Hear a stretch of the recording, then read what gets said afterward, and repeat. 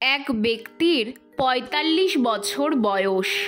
হঠাৎ একদিন তার স্ত্রীর মৃত্যু হলো।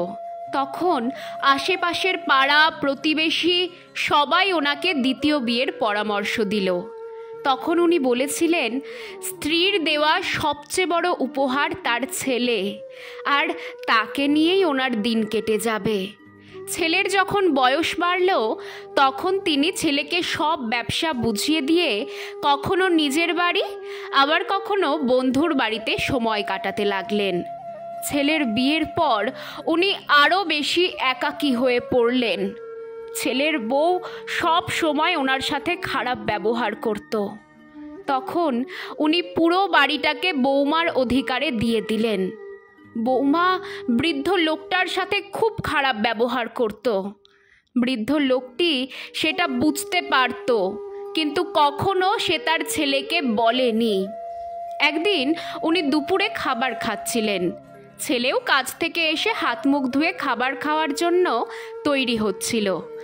ছেলেটি শুনতে পেল তার বাবা খাবার খাওয়ার সময় তার স্ত্রীকে বলল, বৌমা আমাকে একটু দই দাও। কিন্তু তখনই ছেলেটির বউ জবাব দিল, আজকে ঘরে দই নেই। কথাটি শুনে বৃদ্ধ বাবা আর কোনো উত্তর দেয়নি। খাবার খেয়ে বাবা নিজের ঘরে চলে গেলেন। কিছুক্ষণ পরে ছেলে তার বউয়ের সাথে খাবার খেতে বসল। খাওয়া হয়ে যাওয়ার পর ছেলেটি দেখতে পেল তার বউ একটা ভরা দইয়ের হাঁড়ি নিয়ে এলো ফ্রিজ থেকে। ছেলেটি কোনো প্রতিক্রিয়া না জানিয়ে খাবার খেয়ে আবার কাজে চলে গেল। কিছুদিন পর ছেলেটি তার বাবাকে বললেন, বাবা আজকে তোমাকে আমার সাথে কোর্টে যেতে হবে, আজকে তোমার আবার বিয়ে দেব। ছেলেটির বাবা আশ্চর্য হয়ে ছেলের দিকে দেখল আর বলল, এইসব কি কথা বলছিস বাবু? এই বুড়ো বয়সে এসে আমি বিয়ে করতে যাব কেন? আমার আর বিয়ের দরকার নেই। আর আমি নিজে তোকে এত ভালোবাসি যে তোর জীবনে আর নতুন কোনো মায়েরও দরকার নেই।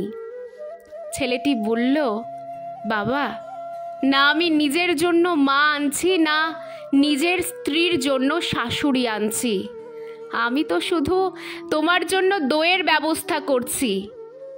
কাল থেকে আমি ভাড়া বাড়িতে তোমার বৌমার সাথে থাকব, আর তোমার ব্যবসার একজন সাধারণ কর্মচারীর মতো বেতন নেব, যাতে তোমার বৌমা জানতে পারে দইয়ের দাম কত।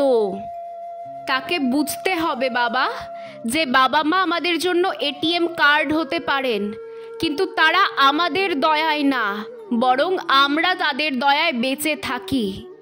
কথাটা কিন্তু পুরোপুরি সত্যি।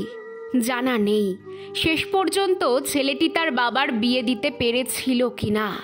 আমরা প্রায়ই শুনি বৌমাদের ওপর নির্যাতন করে শ্বশুর বাড়ির লোকজন, কিন্তু অনেক সময় তার উল্টোটাও হয়। তবে বাড়ির ছেলে যদি আদর্শ হয় তাহলে কে ঠিক আর কে ভুল সেটার বিচার নিরপেক্ষভাবে হতে পারে। সবশেষে আমাদের বুঝতে হবে যে বাবা মা এত কষ্ট করে ছোটবেলা থেকে আমাদের মানুষ করে তুলেছে, তারা আর যাই হোক কখনোই আমাদের বোঝা হতে পারে না। বাবা মা ছাড়া আমরা বুঝতেই পারতাম না পৃথিবীটা কত সুন্দর।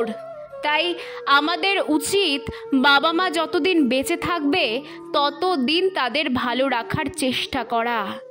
এমনটা যেন না হয় যে বেঁচে থাকতে তাদের দাম দিলাম না, অথচ মরে যাওয়ার পর বিলাপ করে বেড়ালাম।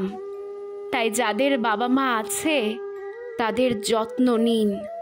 বেঁচে থাকুক পৃথিবীর সকল বাবা মা, আর ঘরে ঘরে গড়ে উঠুক এমন আদর্শ সন্তান।